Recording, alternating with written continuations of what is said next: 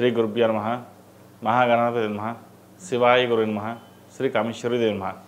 నేను మీ సోమేశ్వర శర్మ. మేషం నుండి మీనం వరకు ఉన్నటువంటి రాశి ఫలితాలు నా పరిజ్ఞానం సహకరించే మేరకు ఈ వారం రాశి ఫలితాలను తెలియజేస్తాను.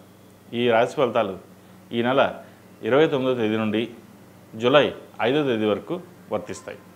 ముందుగా గోచారం. మేషంలో శుక్రుడు, మిథునంలో రవిగురువులు, కర్కాటకంలో బుధుడు, సింహంలో కుజకేతువులు, కుంభంలో రాహు, మీనంలో శని.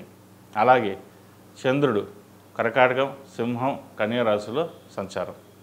ముందుగా మేషరాశి వారికి ఈ వారం ఆర్థికపరమైన అంశాల పట్ల జాగ్రత్త వహించాలి. ఖర్చులు అధికంగా ఉండే అవకాశం గోచరిస్తుంది. వృత్తి ఉద్యోగాల్లో చిన్నపాటి మార్పులు ఉండే అవకాశం ఉంది. వ్యాపారం మటుకి అంతంత మాత్రంగా ఉంటుంది. కష్టం తగిన ప్రతిఫలం దక్కకపోగా అవమానాలు ఎక్కువగా ఉంటాయి. అలాగే ఏదైనా ఒక కార్యక్రమం తలపెట్టేటప్పుడు కొన్ని విషయాలు జాగ్రత్త వహించాలి. అలాగే సంతానం పట్ల ఆరోగ్య విషయంలో కొన్ని జాగ్రత్తలు తీసుకోవాలి. మీరు ఏది తలిచినా సరే అది వెనక్కి వెళ్ళడం, ఏదైనా ఒక పని అనుకుంటే అది వెనక్కి లాగేవారు ఉండడం అటువంటివి జరుగుతుంటాయి. అయితే వ్యయంలో శని కొంచెం బలంగా ఉన్నారు కాబట్టి కొన్ని పనులు నిదానంగా సాగినా అవి వారాంతంలో పూర్తవుతాయి.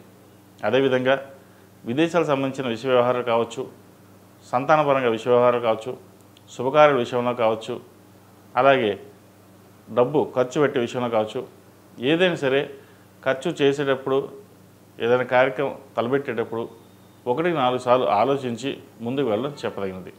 ఈ రాశి వారికి ఏలినాటి నడుస్తుంది. ఏలినాటి నడుస్తున్న ఈ వారం శని వీళ్ళకి బలంగా ఉన్నారు కాబట్టి కొన్ని పనులు సాఫీగా సాగిపోతాయి. కష్టే ఫలి అన్నారు. మీ కష్టం తగిన ప్రతిఫలం ఈ వారం లభిస్తుంది. అలాగే వివాహం కాని వారికి వివాహ ప్రయత్నాల విషయంలో కొంత జాప్యం జరుగుతుంది. వచ్చిన సంబంధాలు వెనక్కి వెళ్ళిపోవడం లేదా నచ్చకపోవడం ఇటువంటి జరుగుతాయి. వివాహ విషయ వ్యవహారాల్లో కొంతకాలం ఆగి ముందుకు వెళ్ళడం అనేది చెప్పదగినది. విద్యార్థులకు కాలం అనుకూలంగానే ఉంది. అయితే సహోదరి మధ్య విభేదాలు రాకుండా చూసుకోవాలి. చిన్న ఇబ్బందులు ఉండే అవకాశం గోచరిస్తుంది. విదేశాలకు వెళ్ళి చదువుకోవాలనుకునే వారికి విదేశీ ప్రయత్నాలు చేసుకోవచ్చు. అలాగే ప్రభుత్వపరమైన విషయ వ్యవహారాలు ఈ వారం వీరికి అనుకూలంగా ఉంది. రావాల్సిన ప్రమోషన్ కావచ్చు లేదా ఉద్యోగం కావచ్చు వచ్చే అవకాశాలు గోచరిస్తుంది.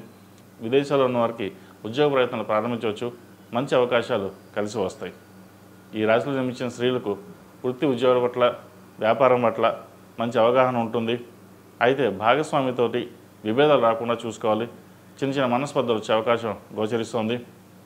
ఏదైనా సరే సర్దుకుపోవాలి, ముందుకు వెళ్ళాలి అనే ధోరణితో ఉంటారు. అలా చేయడం కూడా మంచిదే. వీళ్ళకి ఏలినాటి నడుస్తుంది కాబట్టి 8 శనివారాలు శనికి తైలాభిషేకం, నువ్వుల నూనెతోటి దీపారాధన చేయండి. మంచి ఫలితాలు సంప్రాప్తిస్తాయి. అలాగే ఈ రాశిలో మించిన వారికి ధనం ఖర్చు అయ్యే అవకాశం ఎక్కువగా గోచరిస్తుంది. అది వ్యాపారం నిమిత్తం కావచ్చు లేదా ఏదైనా ఇతరత విషయాలు కావచ్చు. వాటి విషయంలో ఒక క్లారిటీగా ఉండి ముందుకు వెళ్ళడం అనేది చెప్పదగినది. ఈ రాశిలో జన్మించిన వారికి కలిసి వచ్చే సంఖ్య 6, కలిసి వచ్చే రంగు తెలుపు. ఏదైనా పని మీద బయటకు వెళ్ళేటప్పుడు మంగళవారం కానీ శుక్రవారం అడిగిన వెళ్ళండి. ఈ రాశివారు ప్రతిరోజు ప్రతినిత్యం ఓం నమః శివాయతోటి నువ్వుల నూనె పోసి దీపారాధన చేయండి. ఏలినాటి శని జరుగుతుంది కాబట్టి నువ్వుల నూనె అభిషేకం కావచ్చు, దీపారాధన కావచ్చు, ఎంతవరకు చేస్తే అంత మంచిది. అలాగే ప్రతిరోజు ప్రతినిత్యం ఆరవలి కుంకుమతో లేదా కుబేర కుంకుమతోటి అమ్మవారిని పూజించండి. మంచి ఫలితాలు ఉంటాయి. ఎందుకంటే ఏలినాటి శనప్పుడు శనికి అధిష్టాన దేవత దుర్గాదేవి. అమ్మవారిని ఎంత ధ్యానం చేస్తే అంత మంచి ఫలితాలు ఉంటాయి. తదుపరి వృషభ రాశి.